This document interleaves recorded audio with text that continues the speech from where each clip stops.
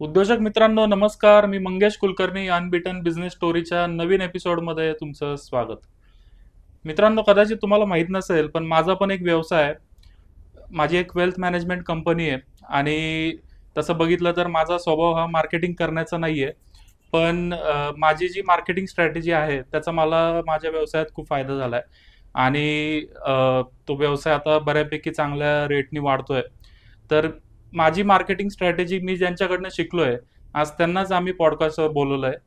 आज आपल्यासोबत आहेत गुंतवणूक सल्लागार आणि इन्व्हेस्टमेंट वॉलाचे फाउंडर निरंजन सावंत. सर, तुमचं स्वागत. नमस्कार. सगळ्यात आधी तुम्ही काय सध्या व्यवसाय करताय, तुमचं बॅकग्राऊंड काय आहे, एज्युकेशनल बॅकग्राऊंड, आणि सध्या काय करताय त्याबद्दल आम्हाला सांगा. नमस्कार. मी निरंजन सावंत. माझं एज्युकेशन डिप्लोमा आणि इंजिनिअरिंग हे मेकॅनिकलमधून केलं. त्यानंतर MBA केलं आहे मार्केटिंगमधून, मार्केटिंग अँड फायनान्स. आणि त्यानंतर मग मी माझ्या करिअरला इन्शुरन्सपासून सुरुवात केली ॲज अ एजंट म्हणून. तेव्हा फ्रेश एजंट म्हणून सुरुवात केली होती.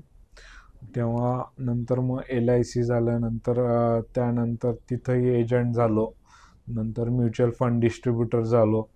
त्यात आज नंतर साईड बाय साईड PMS जे एक्झाम असतात ते दर 3 वर्षाला CPE करावं लागतं. तर ते करत करत आज म्हणजे नंतर रेराची एक्झाम पास झालो. असं एक एक प्रॉडक्ट आज ॲड करतो आहे. आणि माझी म्हणजे फिरस्ती खूप असते. फिरस्ती खूप असल्यामुळे आसपासचे जे खेडे किंवा गावं आपण जे म्हणू शकतो, तर त्या गावांमध्ये म्हणजे जाऊन मी प्रत्यक्ष तिथल्या लोकल कम्युनिटीला किंवा त्या लोकल क्लायंटला एज्युकेट करायचा प्रयत्न करतो.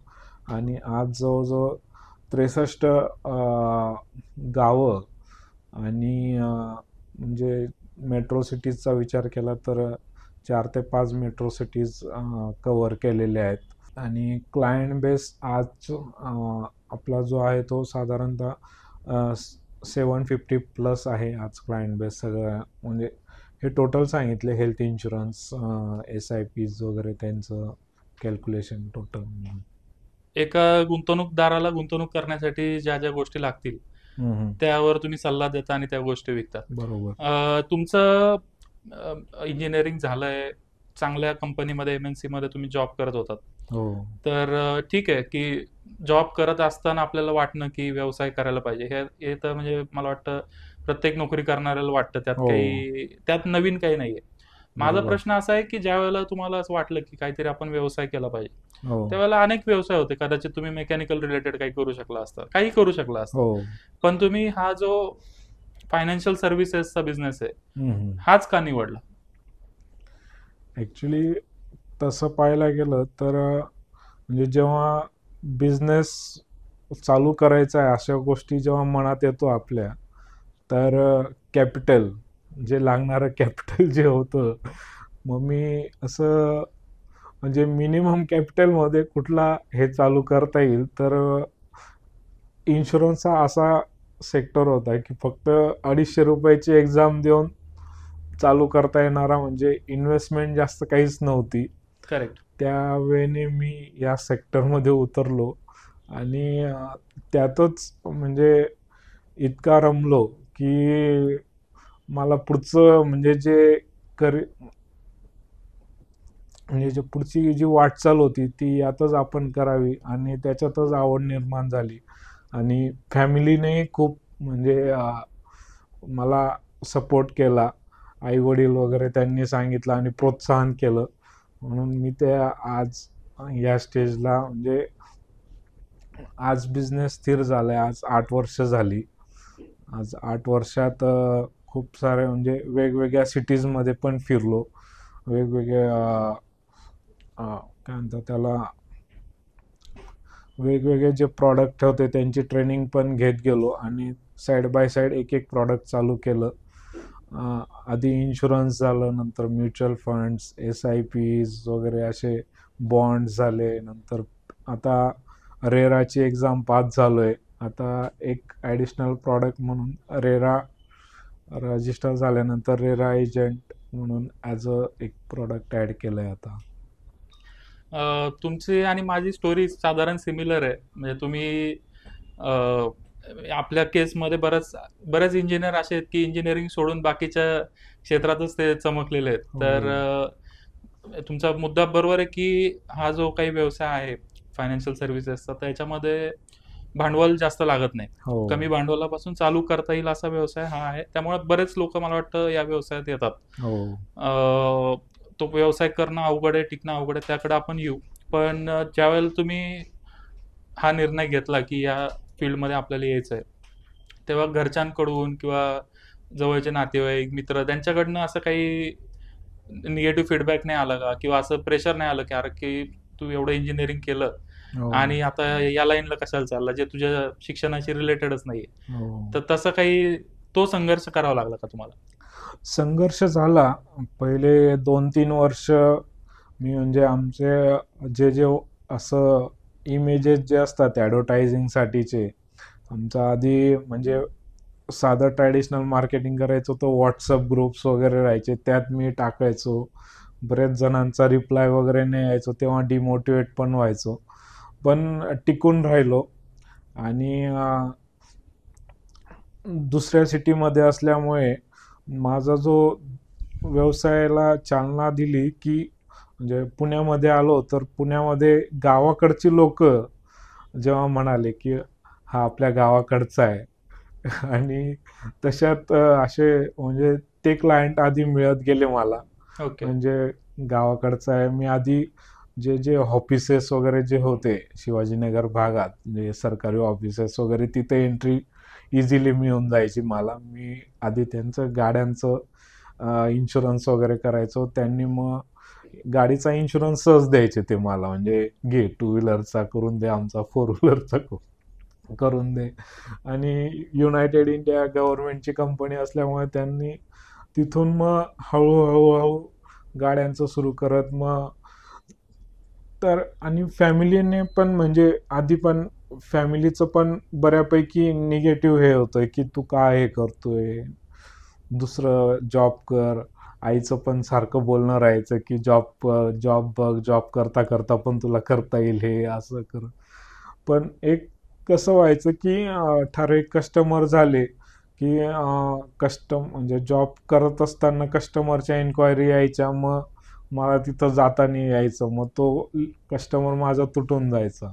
करेक्ट. मग मी 1-1.5 वर्ष असं पार्ट टाइम हे केलं आणि त्यानंतर मग फुल फ्लेज जसं हे झालं, थोडंसं आता मनात विचार आला की आता आपण सोडलं पाहिजे आणि फुल टाईम हे केलं पाहिजे. मग तेव्हापासून फुल टाईम असं हे केलं. आणि यात आज मित्र वगैरे खूप सारे आज म्हणजे त्यांनीच मला वर आणलं असं म्हणावं लागेल. फ्रेंड्स, फॅमिली वगैरे जे आहेत त्यांचे रेफरन्स आज मिळत असतात. आणि बऱ्यापैकी त्यांचं म्हणजे पोर्टफोलिओ वगैरे आज हाताळतोय. म्हणजे त्यांनी गाडीचा इन्शुरन्स केला, एकाच फॅमिलीमध्ये मेडिक्लेम आला, त्यांचाच टर्म इन्शुरन्स आला, त्यांचीच इन्व्हेस्टमेंट आली. तर असं एकाच फॅमिलीतलं बऱ्यापैकी आज बिझनेस होतोय. जसं फॅमिली डॉक्टर असतो तसं तुम्ही लोकांचे फॅमिली इन्व्हेस्टमेंट ॲडवायझर झालात. हो. याच्यामध्ये एक तुम्ही जो आता मुद्दा सांगितलात की तुम्ही जी सुरुवात केली ती, आता तुम्ही जे उत्तर दिलं त्यातून असं लक्षात आलं की मोटर इन्शुरन्स हो. हा तुमचा एंट्री पॉइंट होता. एंट्री पॉइंट होता. तर बऱ्याच वेळेला असं होतं की जे या क्षेत्रात काम करणारे लोक आहेत ते एकाच कुठल्या तरी याला अडून राहतात. उदाहरणार्थ LIC आहे, तर तिथपासून जर चालू केलं आणि मग जर नाही रिस्पॉन्स मिळाला तर मग ते डिमोटिवेट होतात. हो. तर मला वाटतं की हा सरांकडून घेण्यासारखा इन्साइट आहे की एखादं प्रोडक्ट आपल्याला परवडत नाही तरी ते विकायला हरकत नाही, कारण का तिथून तो क्लायंट आपल्याला मिळतो. पैसे नाही मिळत पण क्लायंट मिळतो. नंतर मग सरांनी जसं सांगितलं की मग बाकी गोष्टी, तुमच्या फायद्याच्या गोष्टी मग क्लायंट नंतर घेतो. हो. त्याच्यामुळं हा अप्रोच असल्यामुळं तसं जर तुम्ही नसतं केलं तर कदाचित एवढा वाढला नसता नसता व्यवसाय. आणि वाढला आज. सरांचं मी सांगतो तुम्हाला की म्युच्युअल फंडमध्ये खूप मोठं काम आहे. 18 कोटींपेक्षा जास्त त्यांचं EUM आहे. इन्शुरन्समध्येही भरपूर मोठ्या प्रमाणावर क्लायंट आहेत आणि माझ्या समोरचा त्यांचा प्रवास आहे. 7-8 वर्षापासून मी त्यांना ओळखतोय. आणि एखादा चांगल्या IT कंपनीतला टॉप लेवलचा इंजिनियर जेवढं कमवतो, आज कदाचित त्याच्यापेक्षा जास्त ते कमवतात.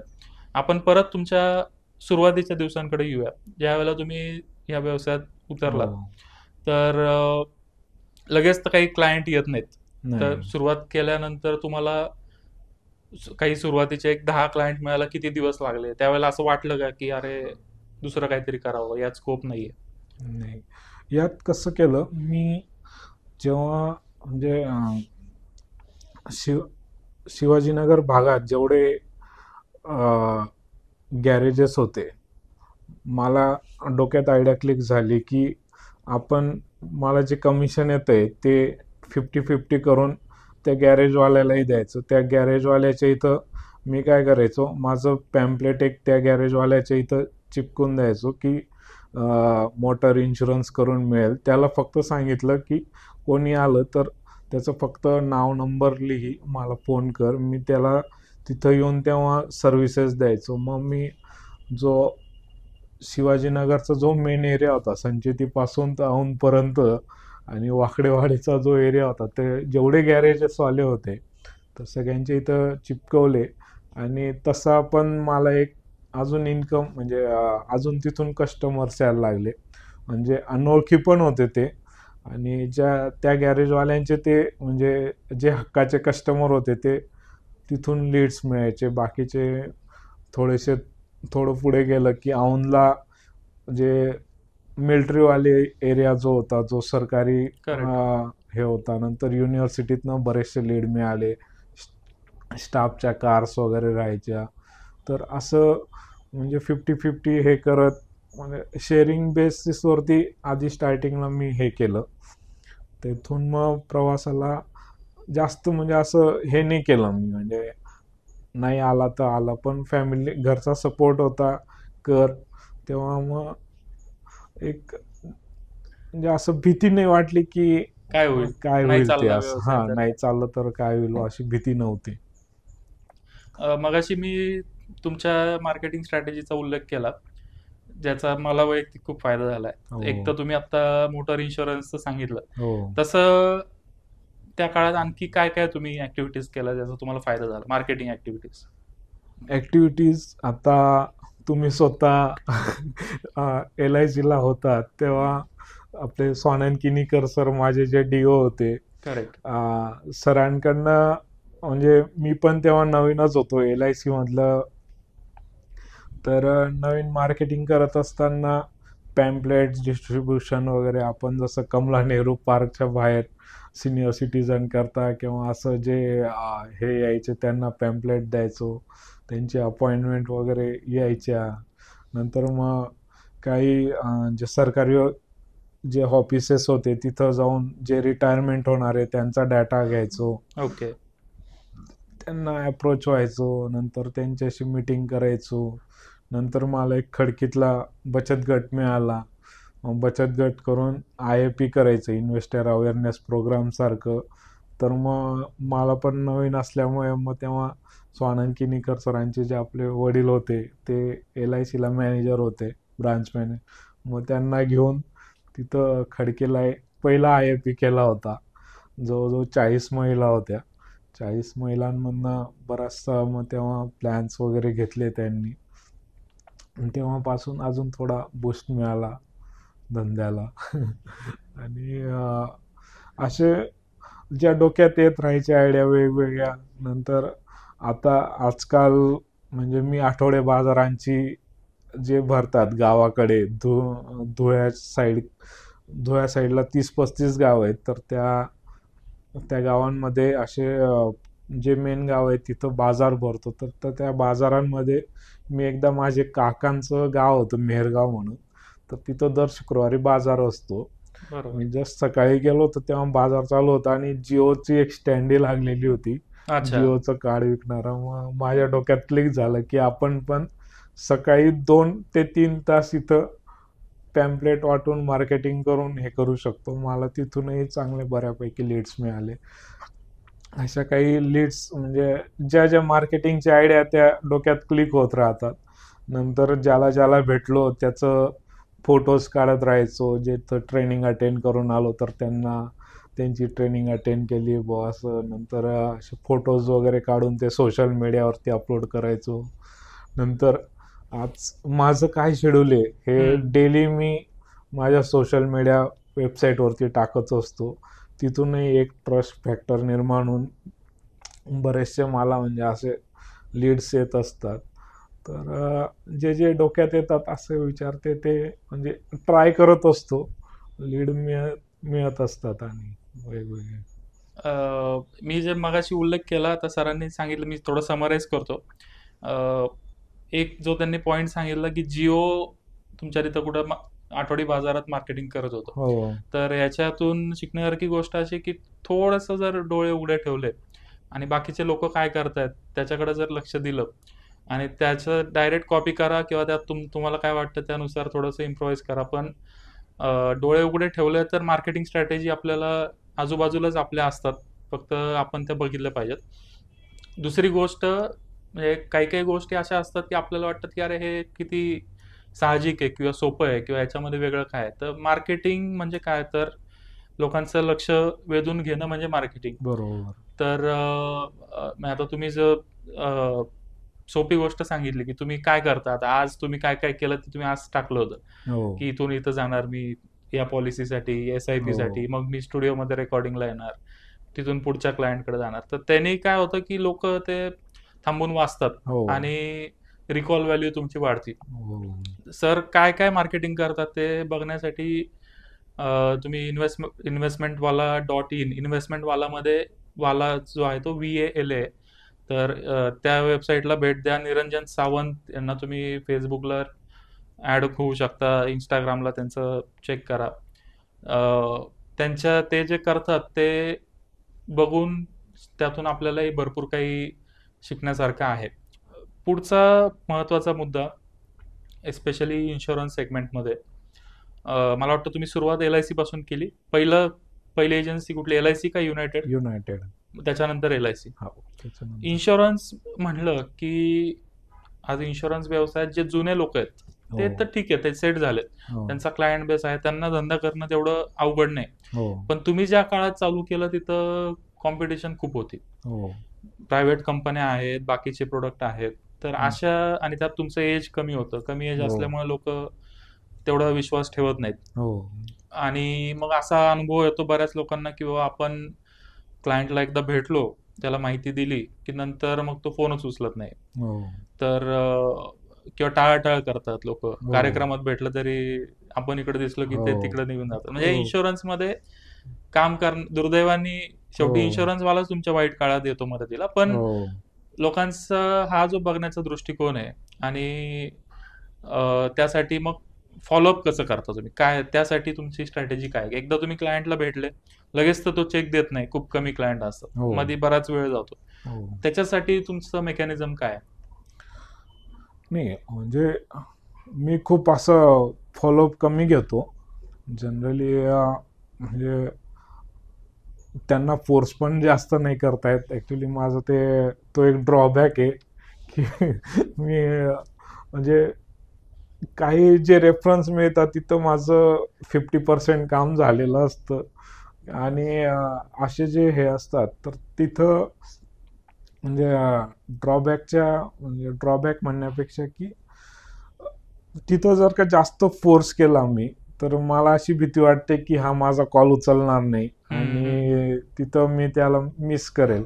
म्हणून मी त्याला खूप टाइम देतो. विचार कर, काय कर, तुला वाटल्यास म्हणजे काही मदत लागत असेल, काही जास्त इन्फॉर्मेशन लागत असेल तर त्याला तशी देतो मी. पण त्याला असं मला फोर्स वगैरे नाही करता येत अजून. तर मी आणि होतात म्हणजे जे जे झालेले आहेत आतापर्यंत त्यांना, आणि सर्व्हिस वगैरे जे काही काही सर्व्हिस बघून मला जॉईन झालेले आहेत. म्हणजे जेव्हा क्लायंटच्या हॉस्पिटलपर्यंत जाणं, तिथं भेटणं, तो क्लेम फॉर्म वगैरे देऊन तर मला असेच लीड्स येत असतात. त्यामुळे असं जे आपण साधे काय म्हणता ज्या साध्या इन्क्वायरी येतात की मला करायच्या आहेत त्या नाही होत मोस्टली माझ्याकडनं कन्वर्ट. अच्छा. पण जे असे रेफरन्स जे येतात तिथून झालेले असतात ओके. ते झालेले असतात कन्वर्ट. मुळात तुमचं काम चांगलं असेल, मार्केटिंग स्ट्रॅटेजी पॉवरफुल असेल, तर हो फार लोकांच्या मागे लागावं लागत नाही. हो आणि लोकांच्या मागे का लागायचा हा पण प्रश्न आहे माझ्यासारख्याच्या मनात. मी पण जो व्यवसाय करतो, तर तुमचा म्हणजे आज तुम्ही गुंतवणूक सल्लागार आहात, तुम्हाला 4 पैसे मिळणार आहेत, पण गुंतवणूकदार काही तुमच्यावर उपकार करत नाही. त्याला हो फायदाच आहे ना तुमच्या हो याचा. त्यामुळं या जर तुम्हाला शक्य असेल, बाकीचं सपोर्ट असेल, तर ह्या अप्रोचने तुम्ही बिझनेस करा, की फार लोकांच्या मागे लागण्यापेक्षा एकदा तुम्ही व्यवस्थित माहिती द्या, हो तुमचं काम करत राहा, लोक येतील. हो काही नाही येणार, पण इव्हेंच्युअली लोक येतील. येतात. तुम्ही जो बिझनेस चालू केला त्याच्यामध्ये इन्व्हेस्टमेंट प्रोडक्ट जर आपण म्हणलं, हो तर त्याच्यामध्ये LIC पहिलं होतं, हो बरोबर? आधी आणि म्हणजे इन्व्हेस्टमेंट प्रोडक्ट्समध्ये जर बघितलं तर तुम्ही सुरुवात तुमची LIC पासून झाली. हो पण आजच्या तारखेला तुम्ही सगळ्यात कमी बिझनेस LICचा करता, हो बरोबर? तर काय लोकांकडनं तुम्हाला फीडबॅक काय, की कारण मी जसं तुम्ही म्हणालात की मी LIC मध्ये होतो, माझे भरपूर मित्र DO आहेत, त्यांच्याकडनं हा फीडबॅक येतोय की म्हणजे बिझनेसमध्ये डिग्रोथ होत चालली. तर हो. आणि तुम्ही त्या फेजमध्येच तुम्ही काम केलेलं आहे, तर काय लोकांकडनं काय फीडबॅक आहे, इन्व्हेस्टरकडनं काय फीडबॅक आहे, कशामुळे लोक हे होत नाही? तुम्ही विकत नाही याचं कारण असं आहे, सेल होत नाहीये, हो नाहीतर तुम्ही तर विकायला तयार होते. हो तर काय कारण आहेत ज्याच्यामुळे हा प्रॉब्लेम येतो? नाही म्हणजे त्यात कसं झालं होतं मी म्हणजे जेव्हा असे ट्रेनिंग्स प्रोग्राम वगैरे अटेंड करायचो तर जी जागरूकता होती की समाजात योग्य प्रॉडक्ट गेलं पाहिजे कस्टमर एंडपर्यंत. ते आता ॲडव्हर्टाईज वगैरे पॉलिसी बाजार वगैरे अशा ॲडव्हर्टाईज वगैरे ज्या करून म्हणजे कस्टमर ऑलरेडी माहिती असतं. म्हणजे ते स्वतःहून सांगतात की माझा 1 कोटीचा तो 524 रुपयात इन्शुरन्स करायचा आहे, तो टर्म कसा आहे इन्शुरन्स. काय आहे. तर ते बघून लोक येतात. मग त्यांना जेव्हा म्हणजे त्यांचं ॲक्च्युअल जेव्हा फायनान्शियल प्लॅनिंगचं करतो तर त्यात मग त्यांना समजून सांगतो की एवढा तुमच्या याच्या क्रायटेरियानुसार तुम्हाला एवढा हे होईल, तुमचं म्हणजे किती पट घेतला गेला पाहिजे इन्शुरन्स. तर ते सगळं त्यात मी तेव्हा त्यांना समजून सांगतो 1 to 1 मीटिंगमध्ये. बरोबर. नंतर हेल्थ इन्शुरन्स काय महत्त्वाचा आहे, नंतर SIP का महत्त्वाची आहे. आणि यात जेव्हा मी ॲज अ फायनान्शियल प्लॅनिंग करतोय करेक्ट. तर माझंही स्वतःचं हे पाहिजे. म्हणजे जेव्हा मी क्लायंटला जो प्रॉडक्ट पिच करतोय त्यात स्वतः समजा त्याने उलट उत्तर केलं की तू हा प्लॅन घेतलाय का, तर करेक्ट. म्हणजे तर तशी गोष्ट म्हणजे बघितली त्या दृष्टिकोनातनं तर LICचे जे प्रॉडक्ट होते तर ते सगळे माझ्याकडे नव्हते. म्हणून मी ते ॲज अ ॲडवायझर म्हणून ते त्यांना सजेस्ट नाही करत मोस्टली. खूपच रेअरली एकदमच त्यांच्या फायनान्शियल कंडिशननुसार तर हे असेल तरच रिकमेंडेड करतो, नाही तर नाही करत. आणि जे मी घेतलेले जे आपण फीडबॅक घेतलेले तेच आपल्या क्लायंटला मिळाले पाहिजे किंवा तेच त्यांना सुटेबल त्याच पद्धतीचं एखादं प्रॉडक्ट गेलं पाहिजे त्यांच्यापर्यंत, असं हेतूने मी तो हे करतो त्यांचं. म्हणजे ही खरं तर चांगली गोष्ट आहे. आणि याच्यामध्येच कारण पण दडलेलं आहे हो की तुम्ही असा विचार करता की जे मी खरेदी करू शकतो. हो म्हणजे आपण त्या मुंबईतलं मला वाटतं एक हॉटेल आहे की मालक इथं जेवतात, हो त्या टाईपचं की जे हो ॲडवायझर म्हणून म्हणजे इन्व्हेस्टर म्हणून जे स्वतः तुम्ही खरेदी कराल प्रोडक्ट, हो तेच तुम्ही तुमच्या इन्व्हेस्टरला देतो. देण्याचा तुमचा प्रयत्न आहे. हो याच्यामध्ये मेसेज असा आहे की ॲज अ इन्व्हेस्टर तुम्हाला वाटत नाही की ह्या LICच्या प्रोडक्ट्समध्ये त्याच्यापेक्षा बेटर अल्टरनेटिव्ह आहेत हो मार्केटमध्ये, तो हो कन्सर्न आहे. हो. आणि त्यामुळेच कदाचित हे कारण असेल. ठीक आहे, या निमित्ताने आपण जो हा एक मोठा प्रश्न आहे ह्याच्यावर ॲक्च्युअली जे ग्राउंड लेवलला काम करतात त्यांचा फीडबॅक यासाठी महत्त्वाचा आहे. आता तुमचा जो हे आहे बिझनेस आहे, तर ह्याच्यामध्ये आम्हाला एक सांगा की अर्निंग पोटेन्शियल काय आहे? म्हणजे ॲज अ फायनान्शियल ॲडवायझर तुम्हाला पैसे कसे मिळतात? त्याच्यामध्ये म्युच्युअल फंडमध्ये काय मिळतं, मेडिक्लेममध्ये काय मिळतं, मोटरमध्ये काय मिळतं, किंवा जे काही प्रोडक्ट्स तुम्ही सेल करता यामध्ये अर्निंग कसं होतं एक्झॅक्टली? अर्निंग हा जो बिझनेस आहे हा प्युअरली ब्रोकरेज आणि कमिशन बेसिसवरचा माझा बिझनेस आहे.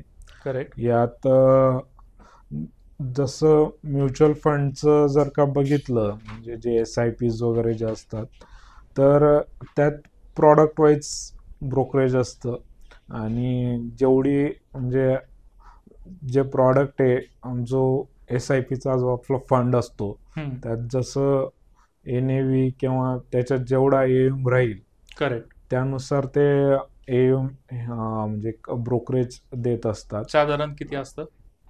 साधारणतः 1000ला म्हणजे 5 पैसे 6 पैसे 7 पैसे असं असतं. 1000 रुपयाला 5 रुपये? 1000ला 5 रुपये. अच्छा. 5 ते 7च्या दरम्यान असतं. जेवढा रिस्की फंड तेवढं जास्त रिटर्न ब्रोकरेज असतं. नंतर जे मोटर इन्शुरन्स असतं त्याला ओडीला मिळतं. ओडीला 15% असतं. ओन डॅमेज जो प्रीमियम असतो तो. आणि हेल्थ इन्शुरन्सला 15 असतं. आणि बाकीच्या म्हणजे जे कंपनी म्हणजे जे जास्त प्रमोट करतात त्यांना 40-42% जातं. कॉम्पिटिशनचे असतात बरेचसे यांना. मी मोस्टली जे टर्म प्लॅन्स वगैरे जे असतात तेच देतो. तर टर्म प्लॅन्सला 25 ते 22% असतं. ओके. आता तुम्ही तुमच्या याच्यात तुम्ही उल्लेख केला की उदाहरणार्थ टर्म इन्शुरन्स आहे, तर पॉलिसी बाजार सारख्या ज्या ऑनलाईन विकणाऱ्या संस्था आहेत त्या ॲड करतायत, किंवा आपण म्युच्युअल फंडमध्ये जर बघितलं तर झिरो कमिशन किंवा अशा प्रकारचं मार्केटिंग काही पोर्टल्स करतात. हो. तुमच्या केसमध्ये असं तुम्हाला या ऑनलाईनचा किंवा डायरेक्ट फंड्सचा किंवा पॉलिसी बाजार सारख्या प्लॅटफॉर्म्सचा काही फटका बसला का?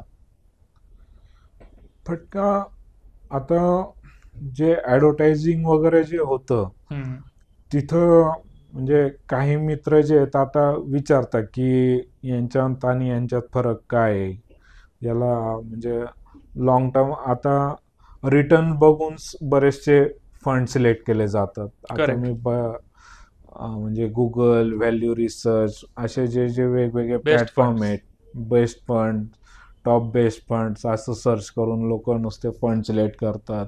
कस्टमरची स्वतः एन्क्वायरी येते की या फंड्समध्ये मी हे करतोय तर तुझं काय मत आहे याच्यावरती असंही विचारलं जातं मला.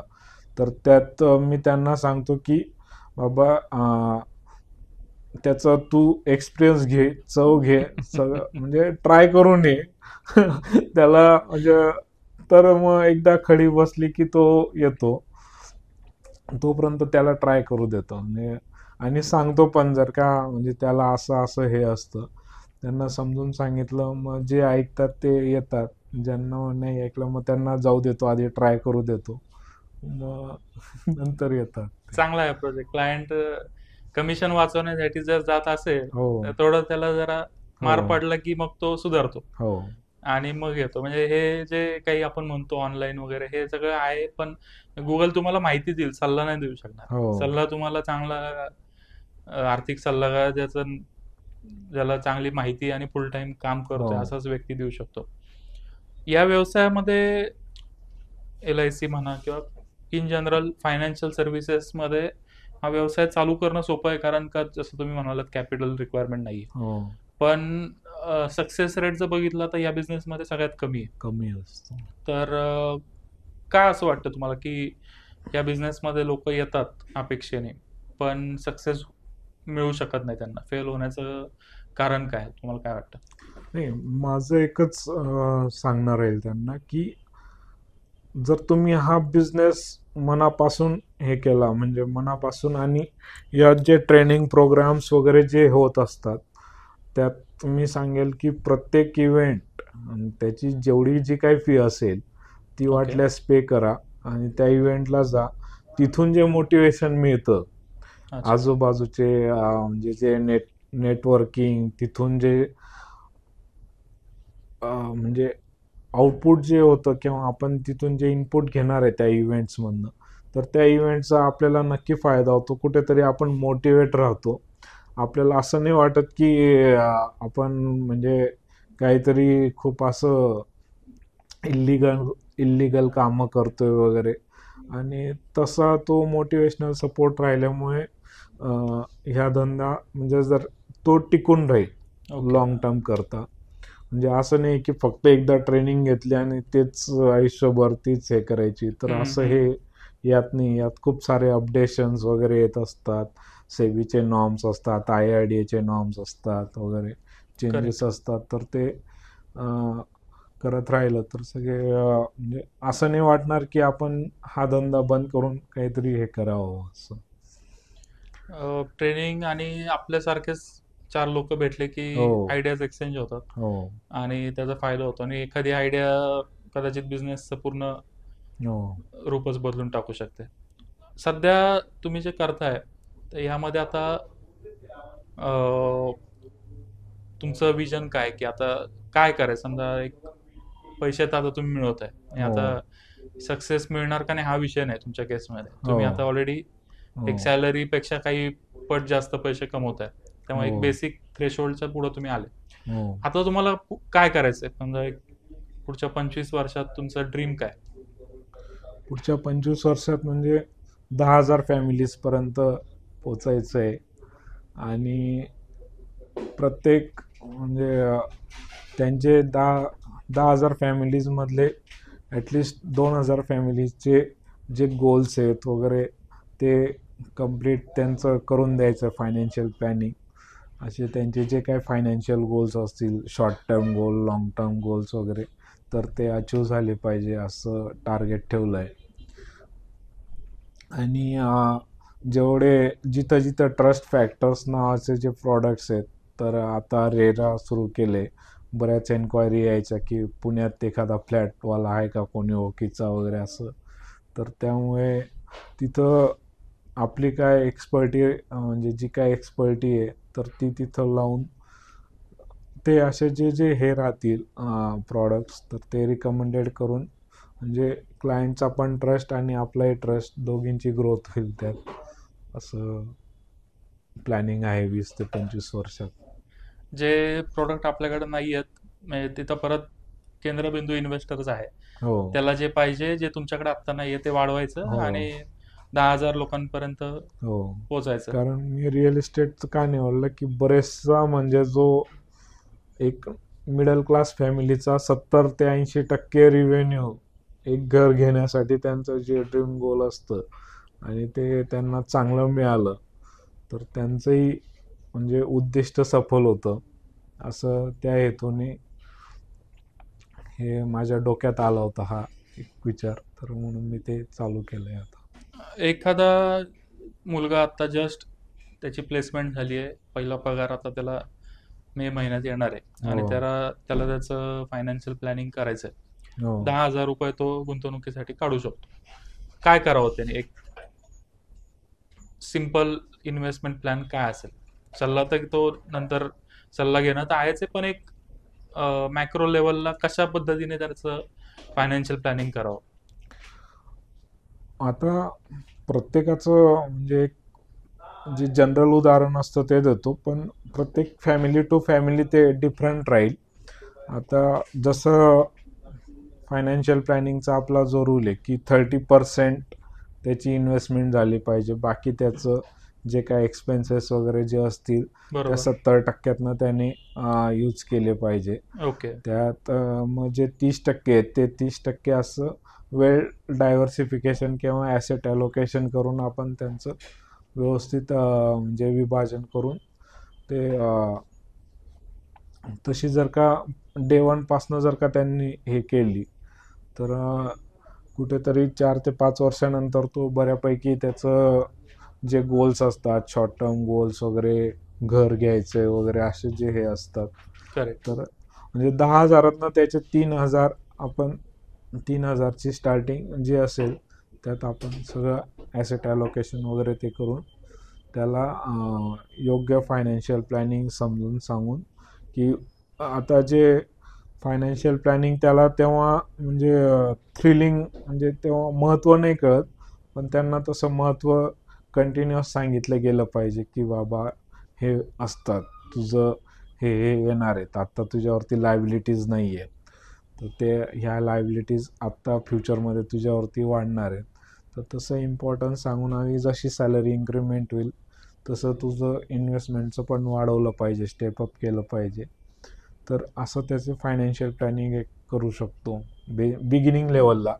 करेक्ट. नंतर आणि रिव्ह्यू केलं पाहिजे. हां, रिव्ह्यू करून बिगिनिंग लेवलचं. नंतर मग त्याला जसं त्याला एक्सपिरियन्स येत जाईल तो पण म्हणजे स्वतः एज्युकेट होत जातो आणि असं आपल्याही त्यात इनपुट्स असतात, तर त्यामुळे त्याला हेल्प मिळते की हां, आपलं कुठेतरी ट्रॅकिंग होतंय असं. त्याच व्यक्तीने जर त्याला किमान असं काय सल्ला द्याल की किमान हे 3 फायनान्शियल प्रोडक्ट तू घेतलेच पाहिजेत? एक टर्म प्लॅन, एक हेल्थ इन्शुरन्स आणि एक SIP ह्याला बिगिनिंगला. ह्याला ह्याला म्हणतात चांगला फायनान्शियल ॲडवायझर, हो की त्याच्या फायद्याचं काय आहे ते त्याने घेतलं पाहिजे. हो त्याच्यामध्ये तुम्हाला काय मिळतं त्याच्यापेक्षा हो त्याच्यासाठी काय योग्य आहे ते हो. जास्त महत्त्वाचं आहे. आता एक रॅपिड फायर आपण करू. इन्व्हेस्टमेंट ॲडवायझर निरंजन सावंत यांची आवडती म्युच्युअल फंड कंपनी कोणती? आवडती म्युच्युअल फंड SBI. आवडती life insurance company? Life insurance ICICI. General insurance? United India insurance.